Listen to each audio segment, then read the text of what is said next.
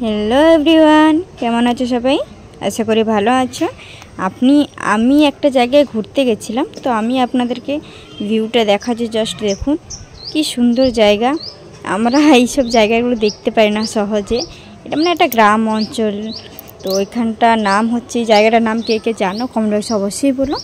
আমি কিন্তু কমেন্ট বক্সে বলছি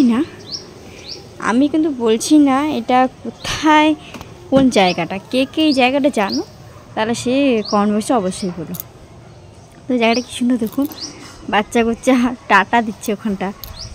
তো এখানে হচ্ছে মানে আমি বলে দিচ্ছি, এখানে সব মাটির ঘর। তো মাটির ঘরে এখানে মানে রং করা থাকে, ডিজাইন করা থাকে। তো এই জায়গাটা কোথায় অবশ্যই বলো। যে কোনো একটা মাটির ঘর দেখো, এখানে সব মানে রং করে কি সুন্দরভাবে ডিজাইন করা থাকে। তো আমরা জায়গাটা ঘুরতে গেছিলাম, সবটা আপনাদের সাথে শেয়ার করছি, দেখুন ভালো করে। আর একটা জিনিস বলে দিই, এইটা মানে পাহাড়, ঠিক আছে? পাহাড়গুলো আছে, কি সুন্দর পাহাড় দেখা যাচ্ছে দেখো। আমার তো পাহাড় দেখতে ভীষণ ভালো লাগে। পাহাড় ঝর্ণা যেখানে থাকে আমার মনটা সেখানেই যেন চলে যায়, খুবই সুন্দর লাগে। তো জায়গাটা দেখো কি সুন্দর জায়গাটা। তো এখানটা ঘুরতে এসে সবাই নেমেছে, ঘুরতে যাচ্ছে, বাট আমি যেতে পারছি না, কারণ আমার শরীরটা ভীষণ খারাপ হয়ে গেছিলো। তো ওই জন্য আমি গাড়ির মধ্যেই বসে আছি, আর সবাই ঘুরতে যাচ্ছে। আমি একাই বসে রয়েছি গাড়ির মধ্যে, শুনছেন জায়গা কেউ নেই, আর সবাই ঘুরতে চলে গেছে। আমার শরীরটা এতটাই খারাপ লাগছিল, ওই কারণে আমি চুপচাপ বসেই ছিলাম গাড়ির মধ্যে। কী আর করবো। জায়গাটা দেখো, আমি আশেপাশে জায়গাটা দেখাচ্ছি, আশেপাশে জায়গাটা কতটা সুন্দর। আর এরকম জঙ্গলে জায়গা হলে পিকনিক করতে না সব থেকে ভালো সুবিধা জায়গা হয়। কিন্তু এমন সময় আমার শরীরটা এতটাই খারাপ হয়ে গেছিলো, সেই জন্য আমাকে একা রেখে দিয়ে সবাই চলে গেছে ঘুরতে। আমার জন্য তো কারো ঘোরাটাও নষ্ট করা যাবে না, তাই না? সেই কারণে সবাই ঘুরতে চলে গেছে, আমি একাই বসে রয়েছি গাড়ির মধ্যে। বোরিং লাগছিলো, কী করবো ভাবছিলাম, তাই ভাবলাম যে একটা ভিডিও করে আপনাদের সাথে শেয়ার করে দিই। ভালোও লাগছিল না। ভিউটা জাস্ট দেখো কি দারুণ লাগছে, আমার তো মন ভরেছে। কি সুন্দর, কত বড় পাহাড় দেখেছো, কি সুন্দর লাগছে। তো ফাইনালি আমি একটুখানি বেরিয়েছি। তো কি করব, বসে বসেও তো ভালো লাগছিল না, তাই একটু বেরোলাম। তো সাথে সাথে আমি গাড়িতে আবার উঠে পড়েছি। তো এই ঘরগুলো দেখো কি সুন্দরভাবে ডিজাইন করা রয়েছে না, রং করে। আমি বলেছিলাম না ডিজাইন করা থাকে ঘরগুলো, খুব সুন্দর লাগছে দেখতে। তো এখানে কারা কারা এসেছো, ঘুরেছো, নিশ্চয়ই জায়গাটার নাম জানো, তো অবশ্যই কমেন্ট বক্সে বলো। এইসব জায়গা ঘুরে সত্যি মনটা ভালো থাকে, ভালো লেগে যায়, কারণ এখানকার মানুষের মনে এতটা প্যাচ নেই। তো খুবই ভালো জায়গা। তো আপনারা অবশ্যই ঘুরতে এসে এরকম জায়গায়, নামটা কিন্তু বলছি না, নামটা আপনাদেরই বলতে হবে।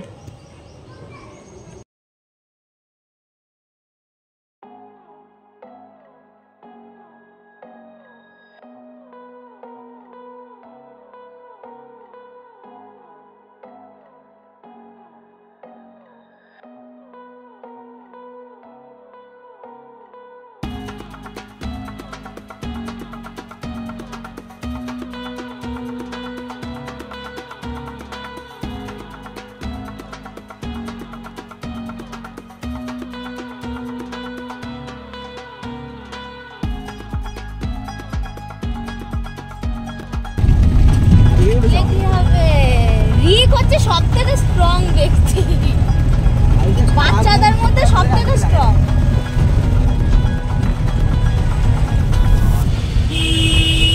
রিকের এনার্জি আছে। এই দেখো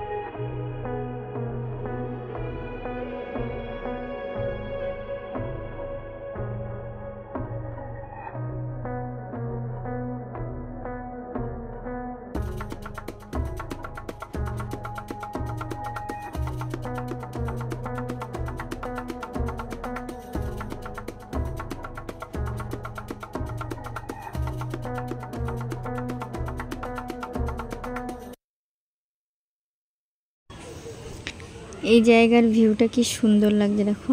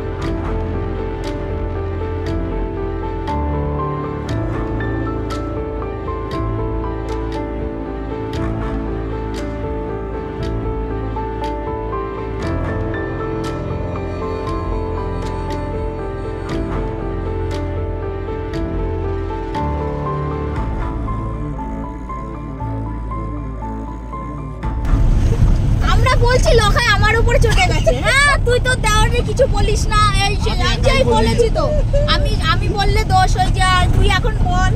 আরে আমি তো বলছি, আরে তো এটা ঠিক বলেনি, ও আমার উপরে বেশি চলে। সেটা তো আমি জানি আর কি, কিন্তু ইয়ার কি ওখানে তো ঠিক খায় না। বাচ্চা একটা ছিল না, একটা খাসি নিয়ে তুলতো ছাগল বাড়াগুলো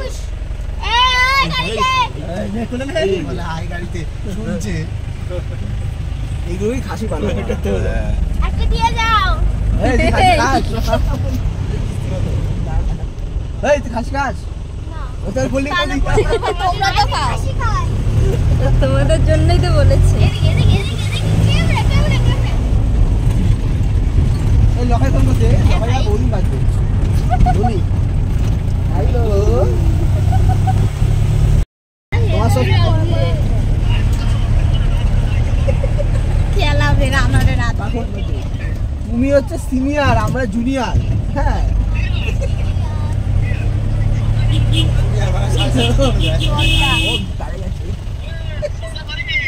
কি করে দেখো কি করে, সবাই শুনতে পাচ্ছে তোমার কথা, সেগুলি বলবা।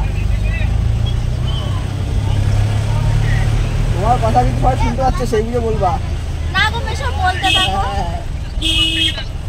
সবাই বাচ্চা থেকে বড়। মেশো ল্যাংচা কালো জাম, এই ল্যাংচা আছে কতটা ওয়েট হবে? এ ওটা গ্রামে ওয়েট হবে তো। এই আর কি আছে?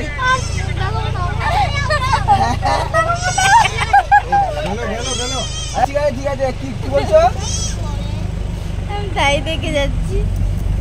আমি তো এটা ফলো করিনি। ঠিক আছে ঠিক আছে রাখো। আমি বলে এরকম রয়েছে কেন, কিছু বলছে না কেন? কে উত্তম?